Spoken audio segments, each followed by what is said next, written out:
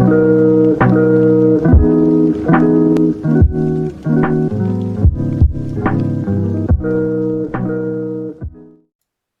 guys, what is going on? RedMaster here, and welcome back to the episode of Cards and Castles TV commentary. Of course, you know the drill by now. This is really nothing new. Gonna go ahead, check out some matches going up on Cards TV.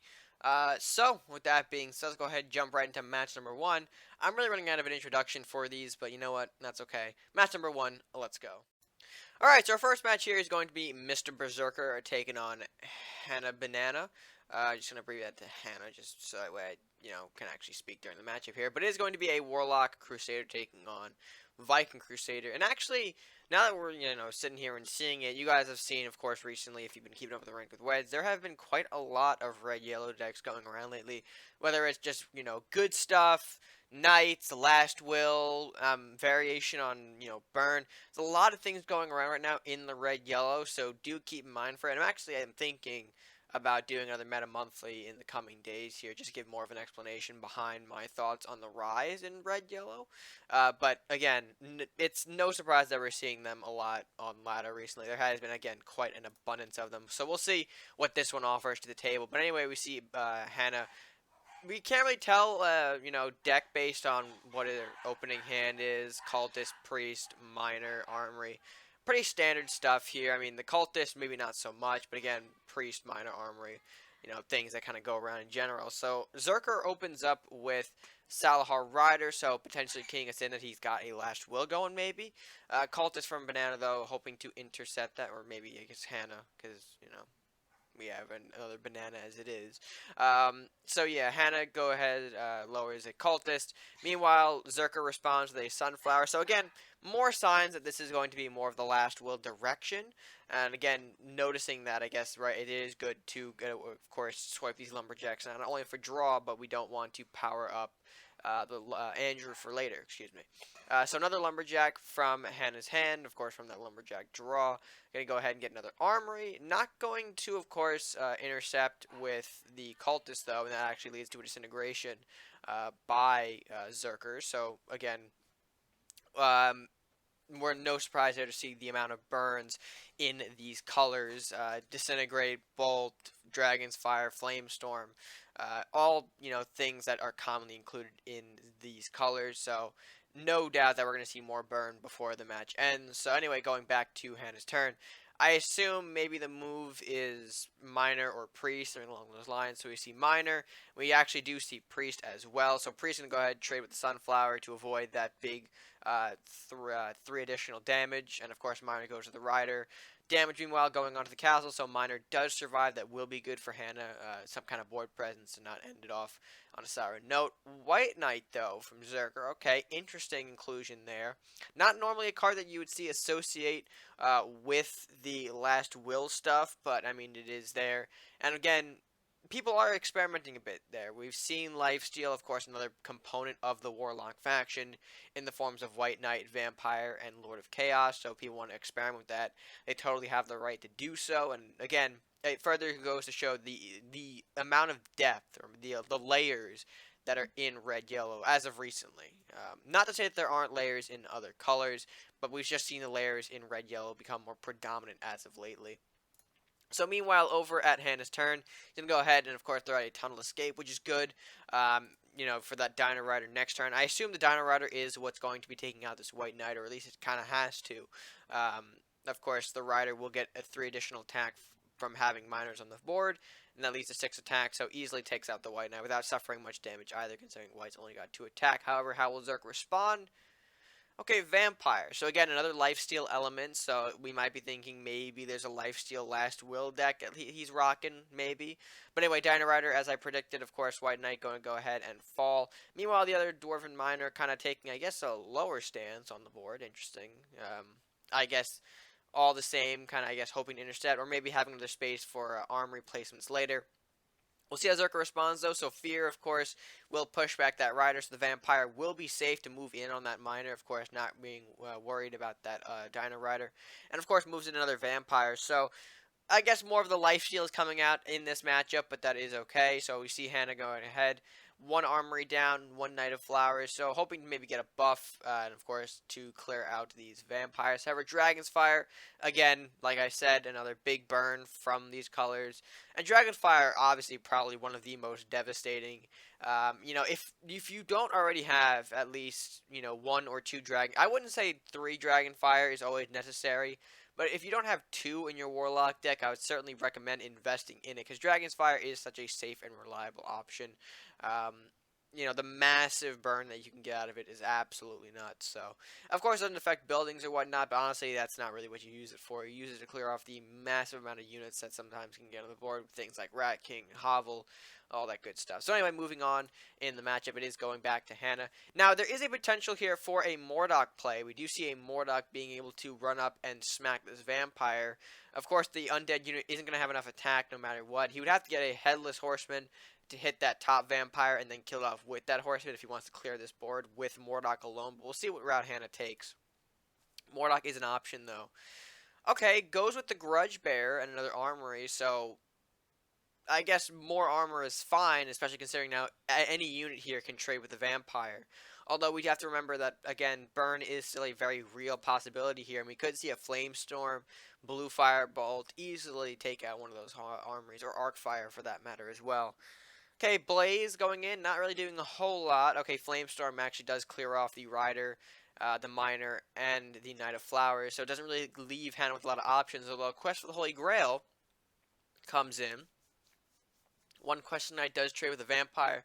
And actually, pretty much we could tell by the Grudge Bear, I forgot to mention that this is probably some kind of Dwarf deck in yellow-blue, which has not seen as much of a rise as red-yellow, admittedly, but will admit that there has been some Dwarf experimentation lately on the ladder. I've seen a couple decks here and there, not only, of course, in yellow-blue, but again in the popular colors of red-yellow. Hell, incorporating a bit of dinosaurs in there as well, just to get a little fancy. But dwarf decks, of course, not necessarily dead, but they do exist, and they actually have been seeing a slight bit more play recently, and maybe just because people want to experiment in these times.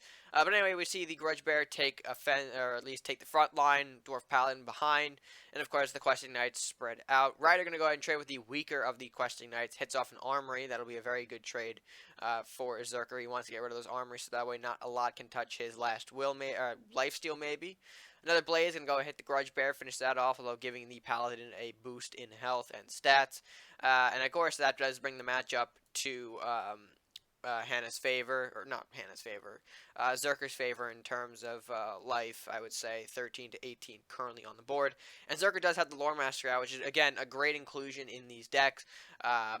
In terms of draw, of course, with Defective Flame Cannon being taken out of the picture, in terms of hitting Tarius, there isn't really a whole lot currently that can stop Tarius or other range units for that matter. So to see him being included in more and more decks, again, might be another contributor to the rise of red-yellow, if Tarius isn't being able to get picked off as easily as he once was, and now resources are going to be able to come more freely into that hand. And red-yellow again does have a lot of options they can go to: burns, heals, lifesteal, last will. Again, there's a lot of possibilities, and Tarius again further opens that up. But anyway, finally going to go ahead and get one of the two Mordoks down. Interesting position. I do see what he's kind of going here for, though. Mordok in a position where you really can't touch him, and if you want to get rid of this Question Knight, Tarius alone isn't going to do it, so Vampire does have to get involved here. That will trade, but maybe he's thinking he'll throw a stronger unit to intercept that Question Knight instead of sacrificing the Vampire. And Kraxus does come out, so Kraxus, again, I'm not going to go ahead and get in a whole other rant, but Kraxus on the same level as Tarius, except Kraxus, of course, has been in that status already of near untouchable raw power, and the draw elements related to him are just incredibly, incredibly powerful. But anyway, Kraxus is actually putting himself in a position where he can get killed by Mordok without actually drawing for himself either. Of course, 6 health on Mordok, 5 attack on Kraxus, and even with armor only mounting up to 5 attack, which is in Mordok's attack. So, not sure if that was the wisest option, but we'll see if it pays off for him. Salahar Rider plus Lore Master going to go and finish off the Paladin. Not getting a heal, though, which will be swiftly deleted by Salahar's last will, bringing the game to 12 to 18. Okay, Priest is back in her hand, so interesting. Banana, or Hannah, I should say. I oh boy. Anyway, so again, kind of expected that Mordok to do something along those lines, killing off the Craxus, and then using whatever unit he got to kill off Tarius. I don't know why Tarius was in such an offensive position either. Personally, I would have moved Tarius back a little bit to save the draw. From where Mordok was, he really wasn't able to hit anything if you just sacrifice the vampires. So again, a little curious on the battle plays here, but again, another Mordok from Hannah will come out, plus a priest, so a little buff in health all around. And that might do it. I'm not sure what Berserker has up his sleeve. Okay, another fear, so one Mordok is out of the equation as of now. Dragon's Fire burns the other one. Okay, very nicely done. And then a flame-shielded vampire will hit the Wraith, but of course, given the fear, it will restore him back to, I believe, nearly full health, if that isn't his full health already. Although the Inferno Shield will tick on that castle. So 1 point of damage, but I don't think Zerker minds all too much. Probably because of the fact that he's got heals somewhere hidden in this deck as well. Although back to Hannah's turn, she does have a Rider and Tunnel Escape, so we might expect her to play both in one turn. There's a Tunnel Escape, so okay, and there's the Rider. So kind of pretty much going all out here. He wants, or at least she wants to hit this castle if it's the last thing that he or she does. Dragon's Fire, okay, nice. Can he follow? If he had taken out the armory, that would have been a lot of value, but okay. And then Vampire going there, getting another Inferno Shield. Actually, I don't recommend that, and you'll see why in a moment, but just as a preface to that, if you are to, I get the idea you want to maybe block or something, but that Vampire is going to do 2 damage to your castle, especially in sudden death. You don't really want that. And we're going to let the rest of the match play out here, and you'll see why it wasn't really the smartest call. Mordok runs in, he hits face, generates an undead unit. In this case, Banshee. Honestly, it wouldn't have mattered either way, because both would have been... any unit would have been 4 attack. I was trying to get that out. I don't know why it was so difficult. Of course, 4 damage being thrown there. And then we see 3 HP left on the castle. Now, normally in this scenario, it would give Zerker 1 more turn to retaliate against whatever was put out on his way. And who knows? Zerker may have gotten a heal off of his draw. We're not sure what his hand looks like. But if we go ahead and continue the matchup here, of course, Craxus comes out, Miner comes out, and all the good stuff. But because of Inferno Shield, there goes 2 life off the castle, and the sudden death hasn't ticked in yet. Takes away the final bit of life, and that's kind of a self-destruction there. So, did Hannah win? Yes. And what was he or she going to win? Probably. Probably in the end, Mordok, Banshee would have been tough to kind of take down. He would have been able to probably get rid of it, with Vampire, and then maybe burn off the Banshee, or heal up a little bit maybe. I don't know what his hand looked like. But because Inferno Shield was played the way it was, it ultimately didn't do him any favors. So, I still think Hannah would have won the match regardless. I think maybe Zerker might have been able to mount a small comeback if he didn't place his Inferno Shields the way he did. But anyway, a good match and a good win for the Dwarf decks, starting off in this commentary video. But let's go ahead and jump into match number 2 and see what lies in store. Alright, so next up is going to be Valyum?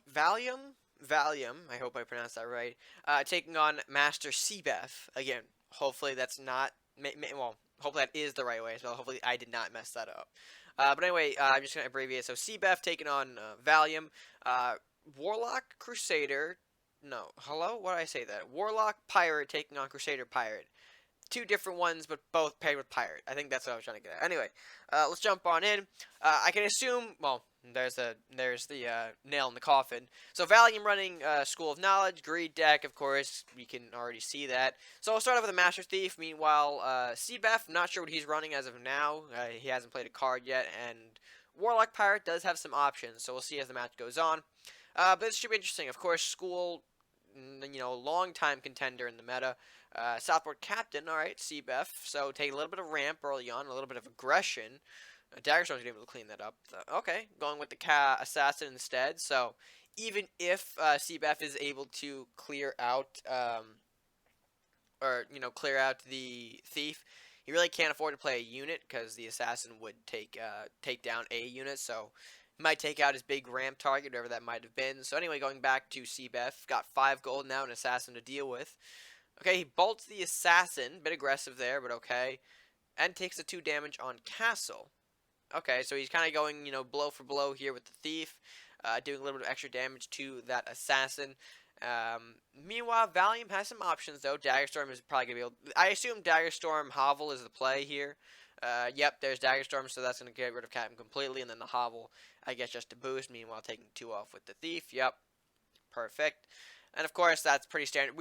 Pretty standard greed stuff right now. cbef gonna respond with Lumberjack, so good on him. He will take down that Master Thief, clearing off his castle, although isn't able to follow up, and that's definitely a problem. I know. I mean, you definitely want to follow up in terms of options, of course, but especially against a school deck, you're going to give him time to set up, which, of course, Valyum is able to do here now with the School of Knowledge, seeing how it's unfortunately his only play. No targets to mugging, and, of course, doesn't have enough gold for a Swordsman or Robins. Going to go ahead and play the School of Knowledge and, of course, end his turn there. Again, not really a lot that he could do, but his hand isn't really looking too good for that. Flamestorm, though, does clear off that School of Knowledge, plus the Rat weakens both the Hovel and the Castle. Meanwhile, Valyum, of course, playing the Church, has no other options, so, yeah, there's not much you could really say about that turn, but he will get some heals going, hopefully not only for his Castle, but for his Hovel as well. Dancing Swords from cbef, so, okay, interesting choice there. Maybe a little bit, I don't think it's Awakening, obviously, but who knows, although Rusty Hooks from Valyum, I assume, yep, mugging, hooks, plus rat, all going to be able to take down that sword with relative ease. And of course, that sword did not do a dent in Valyum's lines, really. So cbef going a bit more aggressive here, opens up with the Ranger, although now we can tell by his hand, we can tell pretty much that Valyum has options to remove this. Robins obviously would be the choice here, I think, right? Let's see. Well, okay, Robins would have been the option here if Valyum didn't get greedy here. So he opts to go for the hook pull on Castle, so he wants that Castle a bit closer, which is understandable. Although now he's not going to be able to get rid of that range no matter what he does. So I think he's going to grail up, which is what we see him doing here. Multiple units here in preparation of burn. Didn't really need to do that, but okay. I guess that's fair, maybe? I don't know. Dragon's Fire, though, does come in, clears off nearly everything except for the Paladin, and of course, Ranger taking a big swing at the castle, going to 12. Of course, with Church, that could get repaired over time, but that depends if Valyum can get all this off his castle. Robins comes in, so that actually will take out the Ranger. Has enough gold to play a Paladin or Swordsman to follow up as well. Does he have the opportunity, or will he, is the question. Does go with the Swordsman, so he's hoping to maybe get a little bit of pressure here. If actually he puts the Swordsman right here, that might, unless cbef has hard removal, that could be game. Considering that no matter where cbef places a unit, he would have to hit on a Swordsman swipe, and of course that cleave does grow the more times you let it happen, so we'll see. Okay, hard removal, so forget everything I said, there is no need for that. So back to Valyum's turn, I guess. I don't know, I thought I had a punny line, I guess I didn't. Valyum responding with the Paladin, will he go with the Captain as well? He does hit the Castle, so a little bit of healing on both this Castle and Paladin. Rat swipe as well, does go with the Captain, so he's kind of pushing here, hoping to maybe see if he can push cbef here a little bit more. Okay, swords, again, I guess it's a solid option, not the one I would have gone for, plus Pegacorn, okay. Pegacorn, actually, now that we're talking about Pegacorn, and with the idea of a lot of burn going around, or at least a lot of burn in Warlock Crusader, Pegacorn might not actually be the most terrible investment, maybe. I know compared to everything else at your disposal, Pegacorn might be the go-to option, but I don't know, the Magic Shield has certainly come in handy for me more than once, so I'm just kind of putting it out there that is an option. So anyway, back to Valyum's turn, though. We see another Master Thief, and that's not exactly the prime draw, but it is what it is. So, summoning the Pegacorn a bit, that Rat will take down that Pegacorn, no problem. Paladin going to go ahead and trip the Dancing Swords, or at least kill off the swords. Captain takes a shot at the castle. He's going to go throw it back to cbef. Of course, Church healing up the Paladin just a little bit more. Swordsman, though, that cleave actually will take down. Yep. I imagine, well, for some reason I thought it would end up here, but I forgot that Captain was blocking the way. So Swordsman taking the hit on the Captain there a little bit. Of course, it does leave Paladin to openly strike the castle again. Robbins as well clears off the Swordsman with relative ease. And I think, I don't, is that it for cbef? I think that might be. If he can't get rid of the Paladin this turn, does he have an option to? He's going to surrender. Okay. And of course, that's going to end the match in Valyum's favor. So, not bad. I mean, it was a pretty standard greed encounter. I think it was well scouted from cbef. They took down that school early on. But even then, I think the hook pull got to him. There were a couple of moves impacted by that hook pull. Everything was moved closer, and with that, we saw Valyum taking things right off the spawn. I think if the castle maybe wasn't moved back, maybe cbef could have mounted a comeback here, considering that Valyum did run out of cards at that point. He was working off the draw. But it is what it is. A good match presented by both players. But let's see if we can find something interesting in our final matchup. Alright, and our last matchup is going to be Drink taking on JaxTaylor. Now, forewarning, even though Jax is running, Pirate Crusader here, I wouldn't say it's a typical school deck from him. And I really do enjoy when Jax brings out a couple of, decks like these.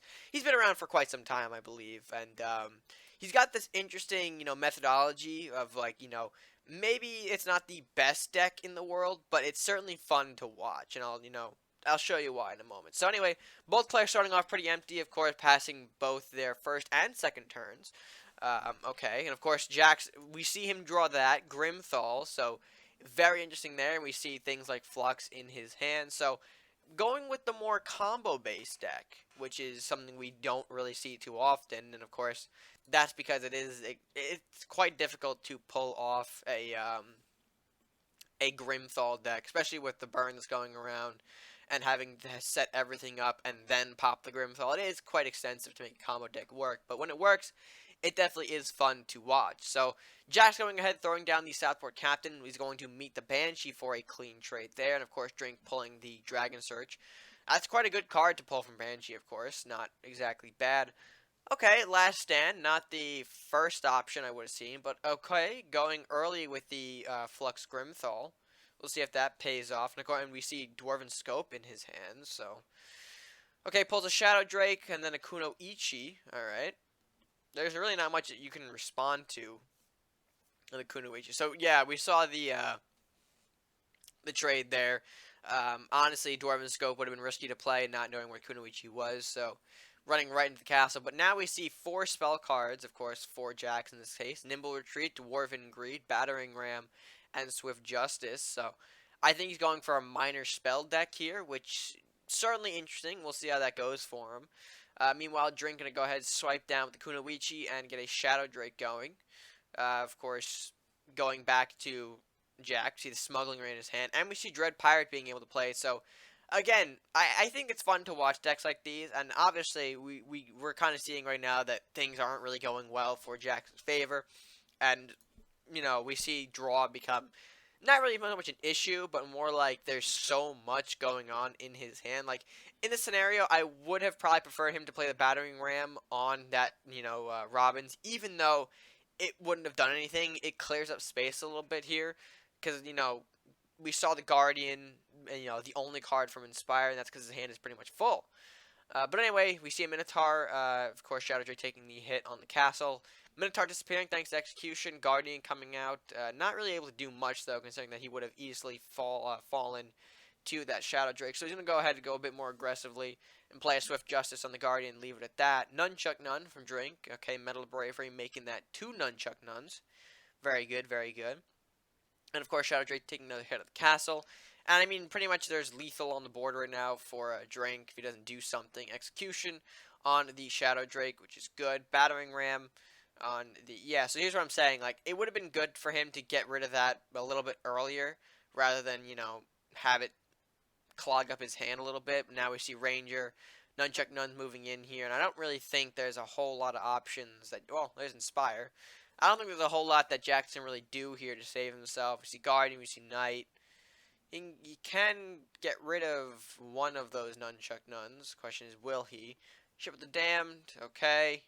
One of them could, okay, getting Alpha Strike. Doesn't really help if you don't trade the top one first.